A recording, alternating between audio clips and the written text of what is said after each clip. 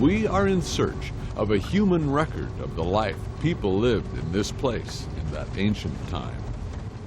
Well, this isn't looking good.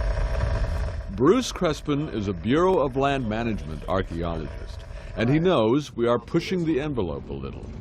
Only a little rain in this arid climate can turn the roads to mush, and the rain has started, and snow has been threatening here for days. But we intend only a quick trip into the past to witness for ourselves a reputed post-Ice Age rock drawing. It may be the only one of its kind in the state. We will visit the site and leave before already softening roads dissolve into the winter rivers of mud they certainly will become. God, if you look back at that, it just looks like one big mud hole. In a motel room earlier in the day, we examined for a final time the video fueling this odyssey. And we come to the Lake Owhyhee petroglyph site. Harold Kurtz is a man we have never met, but he carefully documents the remote reaches of eastern Oregon with a home camera. His lens captured never-before-recorded pictures of an incredibly fascinating rock with elephant-like figures carved into it. Could be a mastodon. You notice? Bruce Crespin, the federal archaeologist, agrees.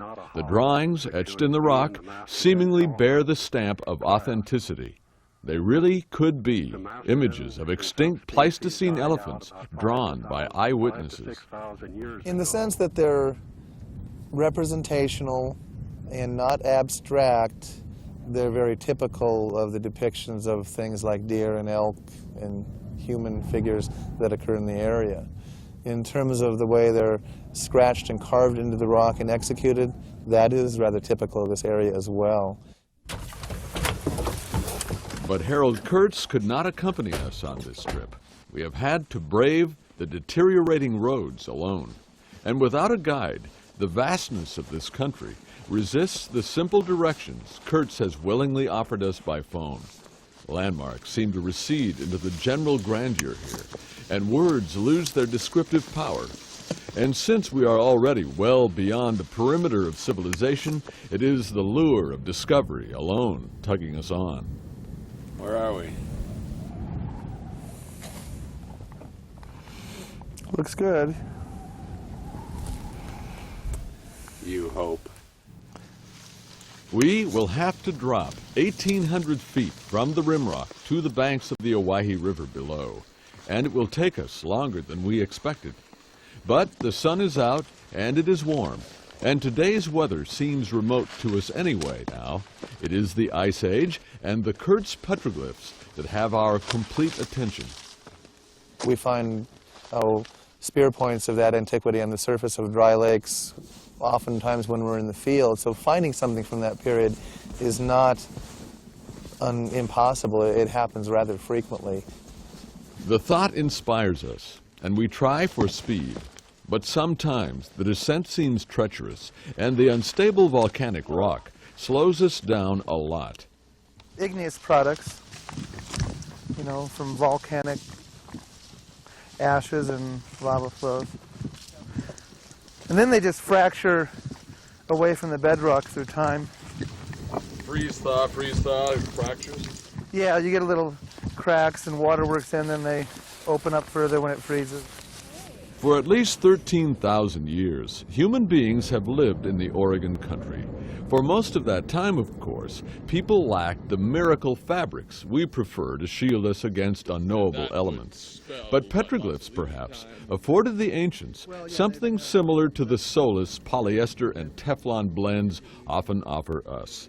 One of the very typical situations in which it seems rock art is used is as a form of hunting magic, to enhance the wherewithal of a group to ensure the hunt, that they would take the game that they're looking for, to enhance the productivity of the populations of that game animal that's the target for such a group. So, this might have been a land of mammoth and mastodon hunters. What do you think? Well, one way or the other we have to go over that, so we can either go around it or over it. If you want to be down by the river, we can go down, whatever. Well, it's just that we're not sure how precipitous it is on the other side, are we? This ridgeline here is basically just the high ridge. There's nothing any more steep than that. So we've got to go over that and down then? Yeah, once we're over that, we're not far from it. Oh, okay. Half a mile. A camera crew would be laughably out of place in this rough country, even in Gore-Tex should a storm break. And thick clouds seem to wallow in the sky under the weight of the moisture they carry. Yet if we find the mastodon pictures, communications to our age from the ancients, we will feel justified, we know. We will have erased time and stood in the spot where a human contemporary sketched a mastodon he had actually seen. This beautiful but inhospitable land suddenly seems filled with potential, even as it forms a labyrinth increasingly untrackable.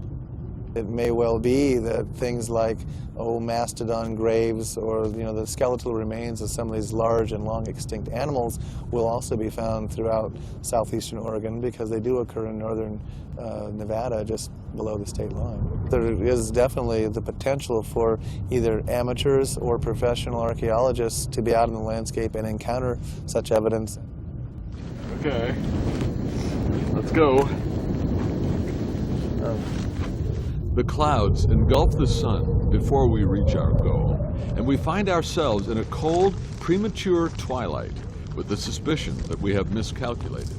Short distances on the map have somehow extended themselves beyond our capacity to walk them fast enough, and now we are running out of daylight, out of time. We do finally reach the town site of Watson. This is the place Harold Kurtz reports as the approximate location of the mastodon petroglyphs.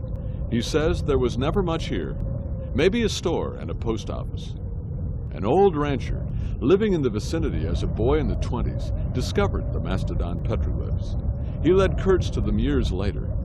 We expect to see the petroglyphs any moment now. Perhaps it is only our fear of the dwindling light that makes us unable to find the rock art. Anxiety is preventing concentration. But all the rocks look the same, and they are all blank. There are no prehistoric drawings, and there is no hint of the town of Watson at all, except for a fenced and utterly isolated cemetery. It is a settler graveyard. The most recent date on any stone is 1918, and the dead here are as inaccessible to us as the Ice Age Indians whose mark we've been seeking. Both are bound forever to this gorgeous, but oh so very lonely land.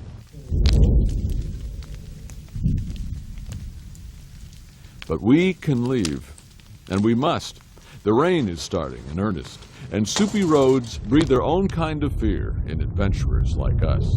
We will wait until summer, and perhaps for Harold Kurtz in person, before we again brave the Owhyhee for its prehistoric secrets.